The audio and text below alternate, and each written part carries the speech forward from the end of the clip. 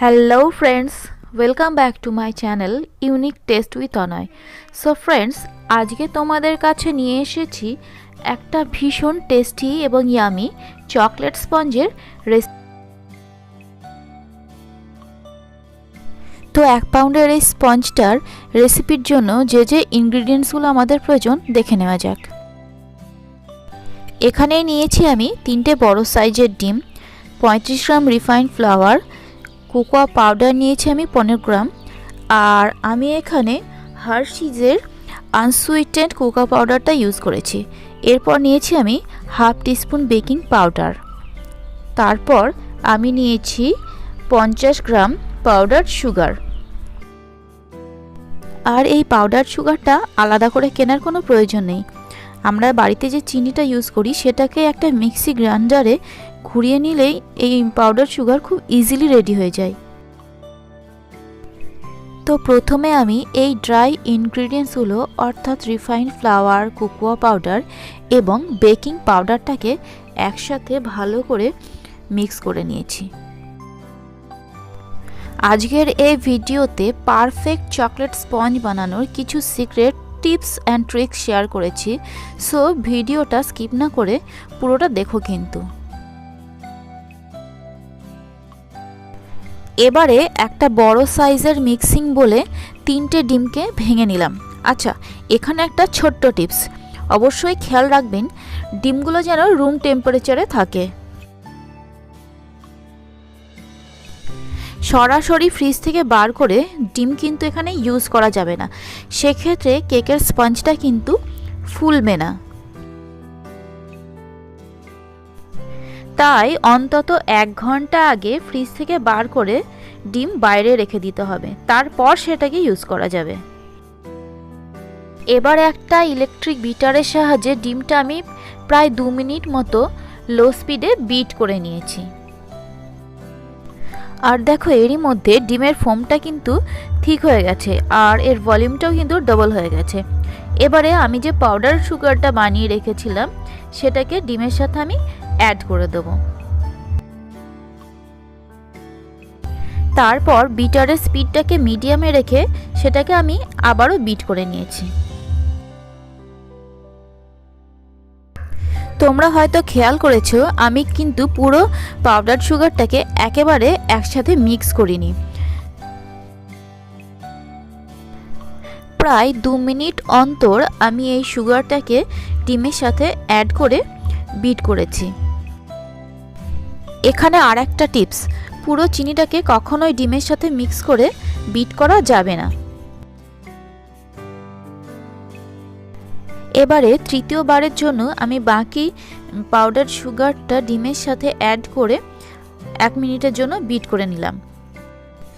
আজকের ভিডিওতে আমি যে টিপসগুলো তোমাদের সাথে শেয়ার করেছি সেগুলো ফলো করলেই তোমরা খুব ইজিলি বাড়িতে এই রকম চকলেট স্পঞ্জ বানিয়ে নিতে পারবে। এবারে 1 টিস্পুন ভ্যানিলা এসেন্স আমি ডিমের সাথে অ্যাড করে এটাকে আবারও বিট করে নিয়েছি 1 মিনিটের জন্য। পারলে তোমরাও অবশ্যই এই রেসিপিটা বাড়িতে ট্রাই করো এবং আমাকে কমেন্ট করে জানিও তোমাদেরটা কেমন হয়েছে। আর এবার একটা স্প্যাচুলা দিয়ে বোলের ভেতর দিকটা ভালো করে ক্লিন করে নিলাম এবং এই ডিমের সাথে অ্যাড করলাম আমি 1 টেবিলস্পুন রিফাইন্ড অয়েল। সেই সাথে একটা ছোট্ট টিপস, তেলটা অ্যাড করার পরে আমি কিন্তু এই ব্যাটারটাকে আর বেশিক্ষণ বিট করব না, মাত্র 30 সেকেন্ডের জন্য লো স্পিডে আমি এটাকে বিট করে নিয়েছি। কারণ তেল অ্যাড করার পরে এটাকে যদি আমি বেশিক্ষণ বিট করি তাহলে কিন্তু ডিমের ফোমটা চুপসে যাবে, সেক্ষেত্রে স্পঞ্জটা কিন্তু বেশি ফুলবে না। সেই সাথে আর একটা বিষয় খেয়াল রাখতে হবে, তেলে যেন কোনো রকম কোনো গন্ধ না থাকে, নাহলে স্পঞ্জটা বেক করার পরেও কিন্তু কেকে সেই গন্ধটা থেকেই যাবে।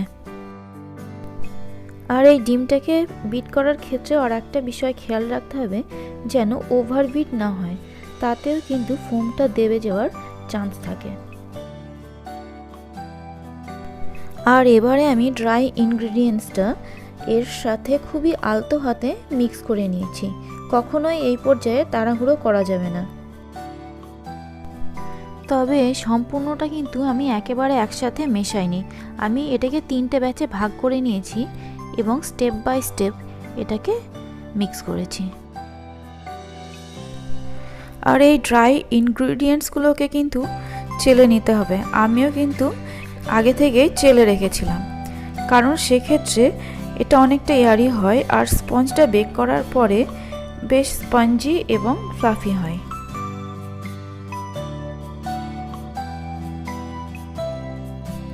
আর এই ইনগ্রিডিয়েন্টসগুলোকে মিক্স করার সময় খেয়াল রাখতে হবে ভেতরে যেন কোনো লাম্পস না থাকে।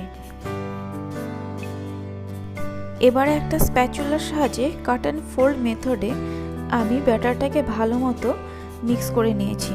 তো আমার ব্যাটারটা কিন্তু রেডি হয়ে গেছে। এবারে বেশি দেরি না করে আমি আগে থেকেই গ্রিস করে রাখা একটা 6 ইঞ্চ মোল্ডে ব্যাটারটাকে ট্রান্সফার করে নিয়েছি।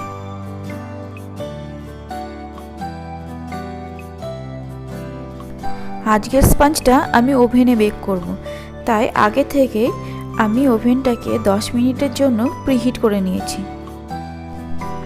এবারে একটা টুথপিকের সাহায্যে ব্যাটারটাকে নেড়ে নিলাম এবং সেই সাথে বেশ কয়েকবার ট্যাপ করে নিয়েছি যাতে ভেতরে কোনো এয়ার বাবলস না থাকে। তারপর দেরি না করে মাইক্রোওভেনে 170 ডিগ্রিতে 35 মিনিটের জন্য এটা বেক করে নিয়েছি। ফিরে আসলাম 35 মিনিট পর।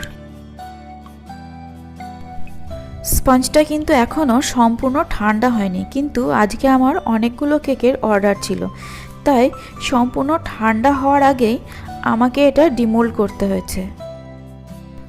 তাড়াহুড়ো করতে গেলে কোনো কাজ যে সঠিকভাবে হয় না সেটা তোমরা এই স্পঞ্জটা দেখলেই বুঝতে পারবে।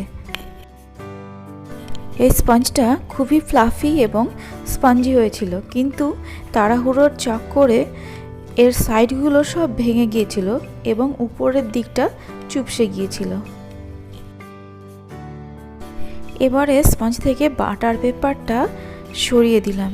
দেখেছো কেকটা কতটা সফট এবং ফ্লাফি হয়েছে।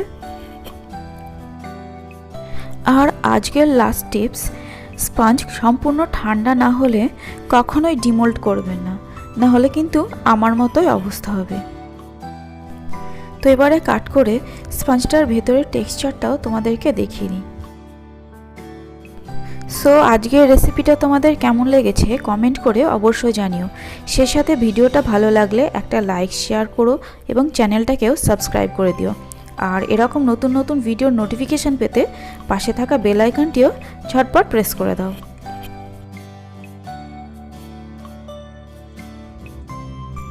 তো আজকের মতো এখানেই শেষ করছি, দেখা হবে নেক্সট এপিসোডে। Till then bye by.